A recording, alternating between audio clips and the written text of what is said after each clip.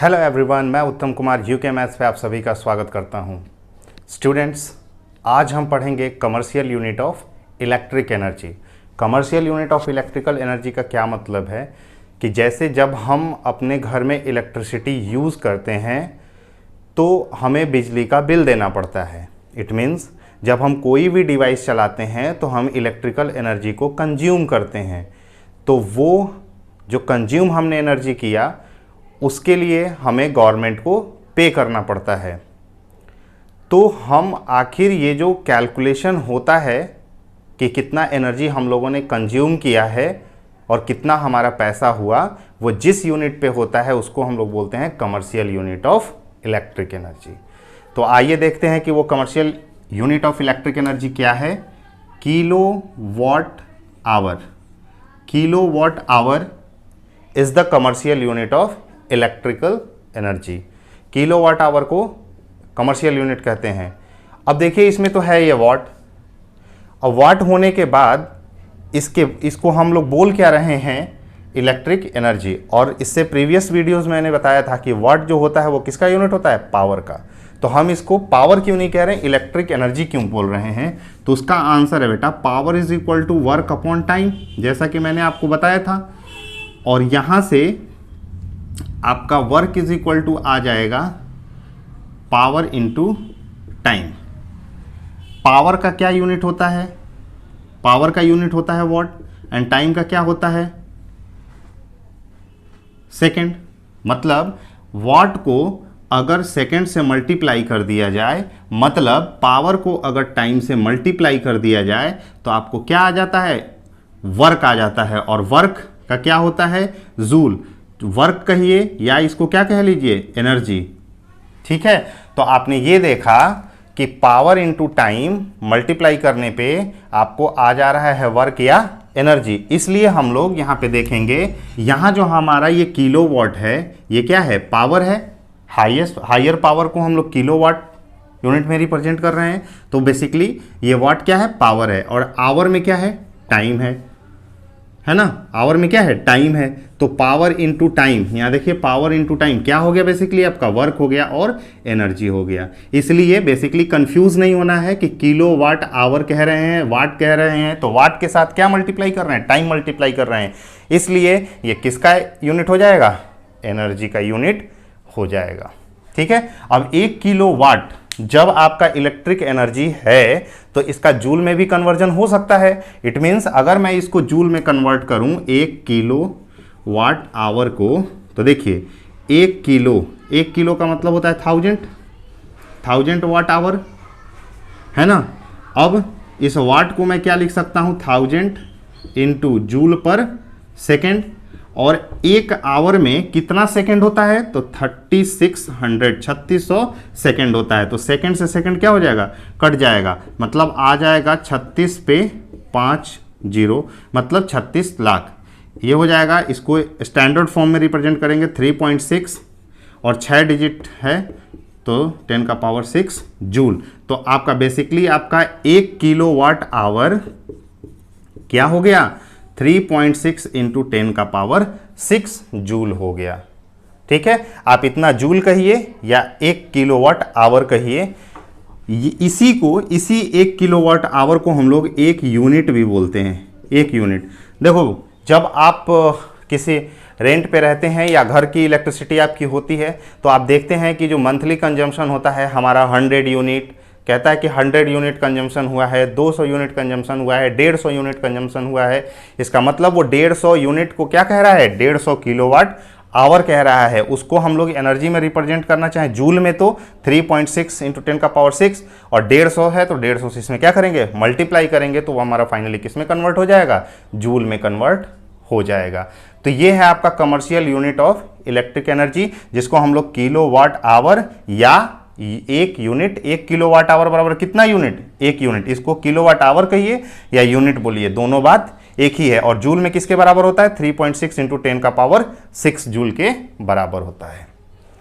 अब देखिए ये एक छोटी वैल्यू है 1 किलोवाट आवर, यहाँ 1 है, और ये 3.6 इंटू 10 का पावर 6 जूल है। इसका मतलब कि इसका एक इसके इतने 36 लाख के बराबर है। इट मीन्स ये बहुत बड़ा यूनिट है। जूल क्या है, स्मॉलर यूनिट है, और किलोवाट आवर क्या है, बड़ा यूनिट है, ठीक है, इलेक्ट्रिक एनर्जी का।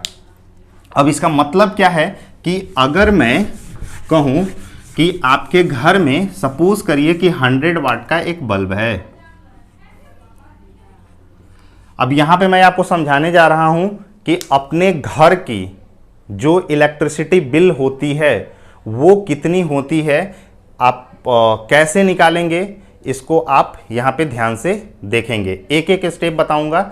अगर आप कहीं रेंट पे रहते हैं, अगर आपके घर में आप अपने घर में रहते हैं और बहुत सारे इलेक्ट्रिक एप्लायंस लगे हैं, तो सबका आप इंडिविजुअल कैलकुलेट करके एक टोटल एस्टिमेट बना सकते हैं कि आपका मंथली बिल कितना आ रहा होगा। ये खासकर उन लोगों के लिए जो बच्चे रेंट पे रहते हैं। तो मान लीजिए कि आपका बिजली बिल बहुत ज़्यादा आ रहा है, तो आप इस चीज़ को देखने के बाद आप अपना बिजली बिल कैलकुलेट कर सकते हैं कि मंथली आपका कितना आना चाहिए, ठीक है।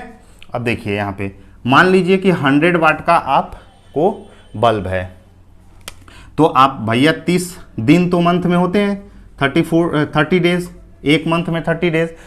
और मान लीजिए कि जो 100 वाट का बल्ब है वो आप 18 घंटा डेली चलाते हैं। 100 वाट का एक बल्ब है, 18 घंटा डेली जलाते हैं, 6 घंटा सोने में वो ऑफ रहता है, और 30 दिन आप जलाते हैं, ठीक है। तो एक महीने का बिजली बिल कितना आने वाला है।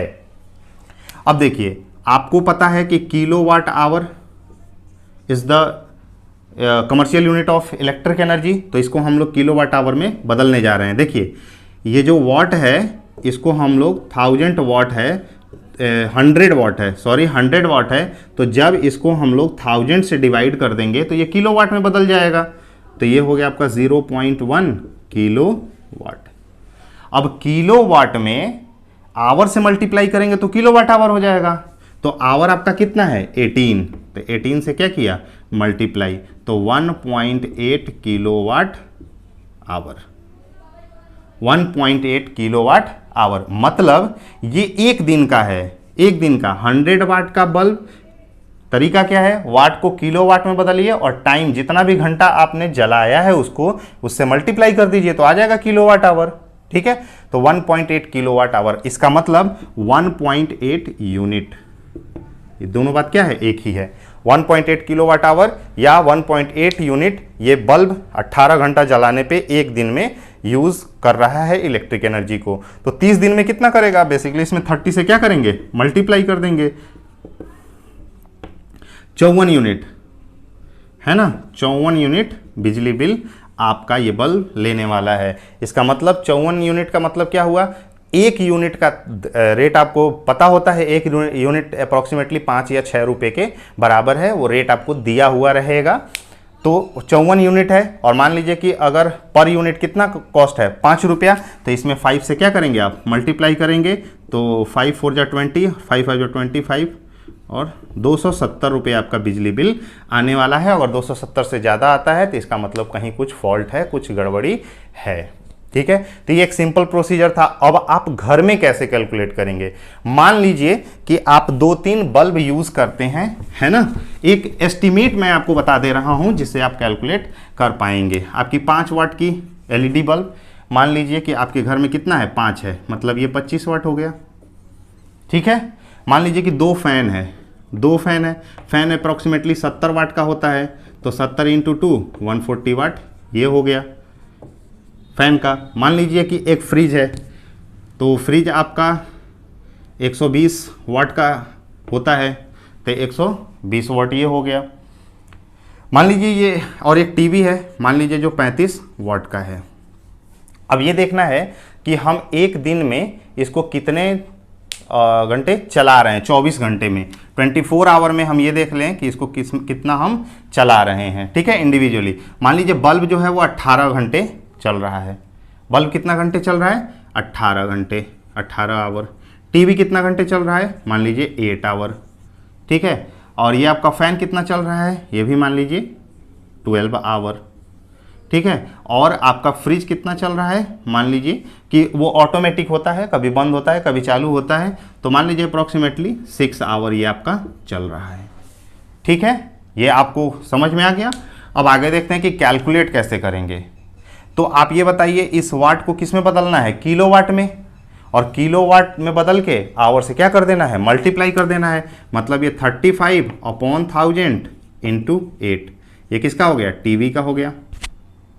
ठीक है, ये हो गया आपका 25/1000 इंटू 8, ये किसका हो गया, बल्ब का हो गया, है ना। और ये 140/1000, 1000 क्यों कर रहे हैं, किलोवाट में बदल रहे हैं, और किलोवाट आवर, आवर से क्या कर रहे हैं, मल्टीप्लाई कर रहे हैं। यहाँ पे हो गया 120/1000 इंटू क्या, 6। इस तरीके से ये किलोवाट आवर निकल जाएगा, आप मल्टीप्लाई डिवाइड करके निकाल लेंगे, ये भी निकल जाएगा, ये भी निकल जाएगा, ये भी निकल जाएगा, चारों को क्या कर देंगे, ऐड कर देंगे, तो वो एक दिन का आपका इलेक्ट्रिक कंजम्पशन निकल जाएगा। और एक दिन को फिर 30 से मल्टीप्लाई कर देंगे तो आपका कितना निकल जाएगा, 30 दिन का निकल जाएगा। और फिर 5 रुपया या 6 रुपया जिस हिसाब से वो पर यूनिट हो उससे मल्टीप्लाई कर देंगे, आपका पैसा निकल जाएगा। तो this is the way how you have to calculate the consumption of electric energy, or you can prepare your own bill on the basis of these things। ठीक है, आई होप आपको ये वीडियो समझ में आ गई हो। आइए अगला टॉपिक हम देखते हैं जो कि है हीटिंग इफेक्ट ऑफ करंट और जूल्स लॉ ऑफ हीटिंग। ये है क्या, देखिए जब मैं इस दोनों पाम को, अपने दोनों हथेली को ऐसे रब कर रहा हूं, या आप भी करेंगे तो ये हीटअप हो जाता है, ये गर्म हो जाता है। ठीक है, इसका मतलब जब फ्रिक्शन लगता है तो आपका क्या हो जाता है, हीट प्रोड्यूस होने लगता है। सिमिलरली जब किसी वायर के अंदर या कंडक्टर के अंदर इलेक्ट्रिसिटी फ्लो करती है तो उसका रेसिस्टेंस जो है उस करंट को क्या करता है, अपोज करता है। मतलब वो जो इलेक्ट्रॉन या चार्ज का जो फ्लो है वो उसमें क्या करता है, एक फ्रिक्शन क्रिएट करता है जिसके चलते हीट प्रोड्यूस हो जाती है। इसी को हम कहते हैं heating effect of current. English में कैसे कहेंगे, when current passes through a conductor it produces heat due to resistance, it is called as heating effect of current. इसी का दूसरा नाम है Joule's law of heating. Joule's law of heating, तो ये जूल ने एक लॉ दिया कि हीट जो किसी कंडक्टर में प्रोड्यूस हो रही है वो कितनी होगी, वो किस किस चीज पे डिपेंड करेगी। तो इसमें उसने पहला लॉ जो दिया वो कहा, हीट को अगर मैं H से डिनोट करूं तो बोला कि H जो होगा, heat produced in the conductor is directly proportional to the square of the current flowing in the conductor. मतलब H directly proportional to the I square होगा। ये कौन बोल रहा है, जूल बोल रहा है। ठीक है, पहला बात। दूसरा उसने कहा कि heat produce is directly proportional to the resistance of the conductor. Heat जो प्रोड्यूस हो रहा है वो इस बात पे भी डिपेंड करेगा कि रेसिस्टेंस कितना है। और उसने ये कहा कि heat produce is directly proportional to the time for which current passes through the conductor. इस तीनों के डायरेक्टली प्रोपोर्शनल होता है कि हीट कितना प्रोड्यूस होने वाला है। मतलब जितना ज़्यादा करंट जाएगा उतना ही हीट प्रोड्यूस होगा, जितना ज़्यादा रेसिस्टेंस होगा उतना ही हीट प्रोड्यूस होगा, और जितने समय के लिए करंट फ्लो करेगा उतना ही ज़्यादा हीट प्रोड्यूस होगा। तीनों के डायरेक्टली प्रोपोर्शनल होता है। अगर इसको मैं कंबाइन करूं तो H directly proportional I square RT हो जाएगा। H directly proportional I square RT हो जाएगा। प्रोपोर्शनल साइन को हटाने के लिए एक कांस्टेंट K से मल्टीप्लाई कर दूं तो ये हो जाएगा I स्क्वायर RT, जहां पे प्रोपोर्शनलिटी कांस्टेंट है और K की वैल्यू एक्सपेरिमेंटली हमें कितनी ले लेनी है, 1 ले लेनी है। तो H इज इक्वल टू यहाँ से आ जाएगा I square RT। H square is equal to H is equal to I square RT। ये आपका फॉर्मूला हो गया to calculate the heat produced in a conductor.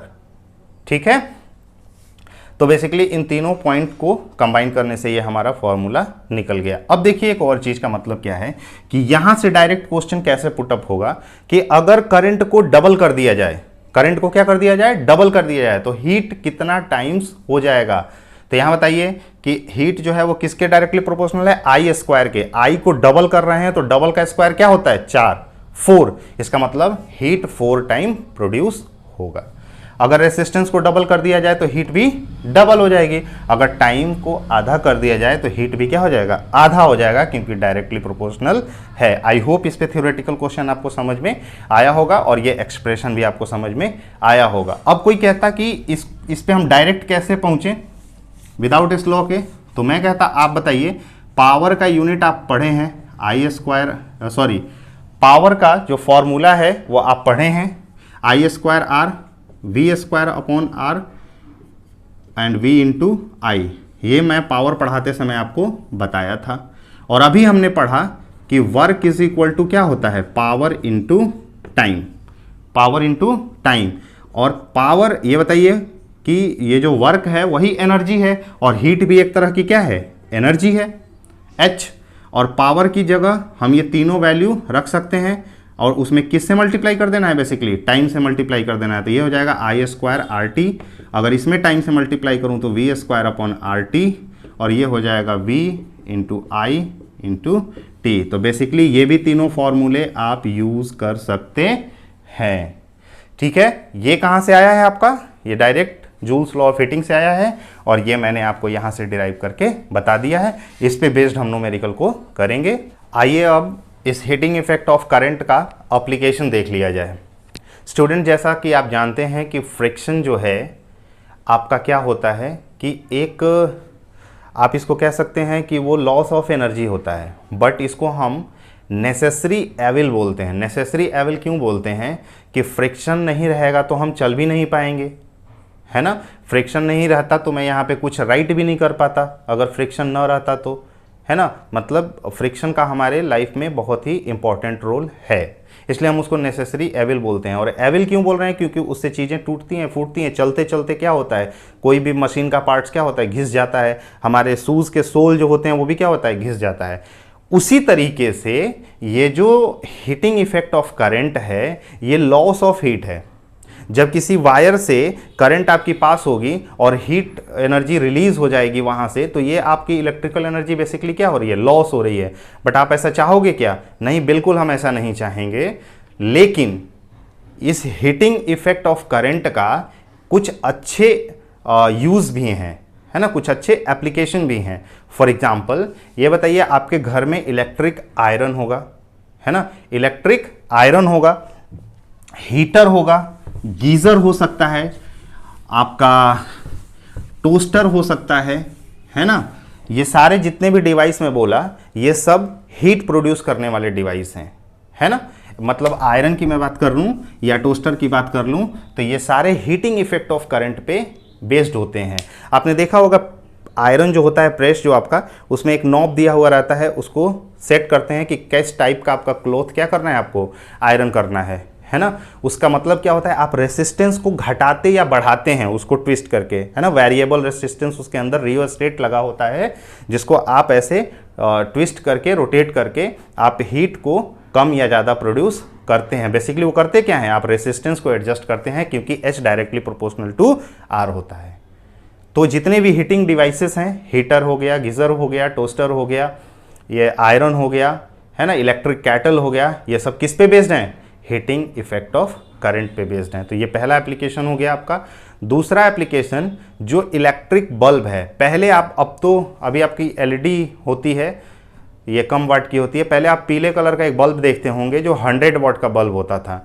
वो 100 वाट का बल्ब जो है वो पीले कलर का होता था, उसका उसमें एक फ्यूज होती थी, ऐसे वायर होती थी, वो टंगस्टन का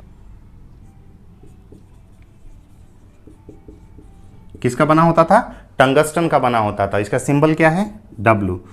ये जो टंगस्टन है इसकी रेसिस्टेंस जो होती है ना वो काफ़ी ज़्यादा होती है, बहुत ज़्यादा होती है रेसिस्टेंस इस मेटल की। तो इससे क्या होता था कि जब उस फ्यूज से उस बल्ब से जब करंट जाती थी तो वो हीटअप हो जाता था और हीटअप होके ग्लो करने लगता था और लाइट को क्या होता था, पीले कलर की लाइट को प्रोड्यूस करता था। तो वो पहले के ज़माने में जो पीले बल्ब होती थी वो किसकी बनी होती थी, टंगस्टन की, और वो किस पे बेस्ड होता था, हीटिंग इफेक्ट ऑफ करंट पे। आज भी वो आप शॉप पे अवेलेबल है, आप उसको देखेंगे वो बहुत ज़्यादा हीट प्रोड्यूस करता है। जाड़े के दिन में एक कमरे में लगा दीजिए तो गर्मी होने लगती है। तीसरा यूज़ फ्यूज़। आपके घरों में फ्यूज़, अब तो MCB आ गया है बेटा, मिनिएचर सर्किट ब्रेकर, MCB पहले फ्यूज़ होता था, है ना, और उस फ्यूज़ में एक वायर होता था। हमारे घरों में कभी कभी वो जल जाता था तो हम क्या करते थे, उसकी जगह पे एक दूसरा कोई भी वायर लगा देते थे और उसको प्लग कर देते थे, तो देखते थे इलेक्ट्रिसिटी फ्लो होने लगती थी। तो बेसिकली उसके अंदर का जो वायर होता था वो wire heating effect of current पे काम करता था। कैसे? फ्यूज़ एक प्रोटेक्टिंग डिवाइस है आपकी कि अगर करंट की वैल्यू ज़्यादा आए तो वो गल जाए, क्योंकि IH directly proportional I², current जैसे ही बढ़ेगी हीट प्रोड्यूस होगा, तो वो गल जाता था। गल के करंट को पास होने से क्या करता था, रोक देता था, जिससे आपके घर की सारी इलेक्ट्रिक अप्लायंस जो हैं वो क्या होती थी, सुरक्षित रहती थी, है ना। तो वो जो फ्यूज़ का वायर होता था, इसका मेल्टिंग पॉइंट जो है, मेल्टिंग पॉइंट वो काफ़ी लो होता था और रेसिस्टेंस क्या होता था इसका, हाई होता था। कभी आपसे क्वेश्चन पूछा जाए कि फ्यूज़ का जो वायर होता है उसकी क्या होती है प्रॉपर्टी, तो मेल्टिंग पॉइंट क्या होता है उसका, लो होता है, और रेसिस्टेंस उसका क्या होता है, हाई होता है। क्यों रेसिस्टेंस हाई होता है? क्योंकि वो उसमें हीट ज़्यादा प्रोड्यूस हो। मेल्टिंग पॉइंट क्यों लो होता है? क्योंकि वो जल्दी गले।